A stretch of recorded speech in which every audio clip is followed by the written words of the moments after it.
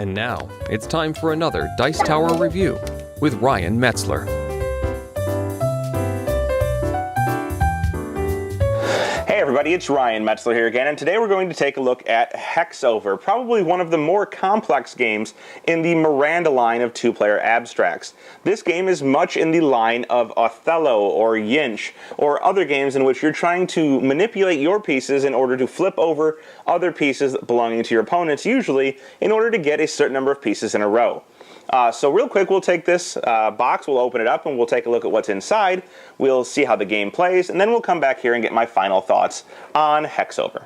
So here you can see the components for Hexover, and this game is very much so in the line of Othello, in that you're going to be playing pieces that are double-sided and double-colored in order to try and get 5 in a row of your pieces. But it can't just be 5 in a row anywhere on the board. It has to be 5 in a row on the white hexes, and 5 in a row in one of these areas connected by the two lines. So 1, 2, 3, 4, 5, or 1, 2, 3, 4, 5. The white player is always going to play first, and they'll have sets of pieces. They'll be using the white side. And they can play anywhere on any of these hexes on the boards, not just on the white one, but also on these red ones. If they're placing on a white one, they are obviously going to make a headway towards contributing to their 5 in a row in a line. So when they place this, all of the pieces trapped between these two white pieces would flip over. So we would look at this, and this one would flip to this side, and this one would flip to the white side. And they now have 4 in a row, but for purposes of winning the game, it's really only 3 in a row, because it's only 3 in one line segment. Instead of doing this, maybe they decide to play on one of the red hexes. It doesn't directly contribute to them getting a 5 in a row on a line, but it would allow them to flip over a piece that maybe they couldn't normally flip over in a different way. So this would be a bad play here because they could flip this from this line, but if they did it this way, it would flip that piece over, and it makes it a little harder for them to be countered on their next flip. So essentially you're going to go back and forth in this manner. Now black would have a chance to play, and maybe they play here and it flips this piece over. And you go back and forth in this manner until one player manages to get 5 in a row on one of these lines. So white now places, and it flips these over in this manner.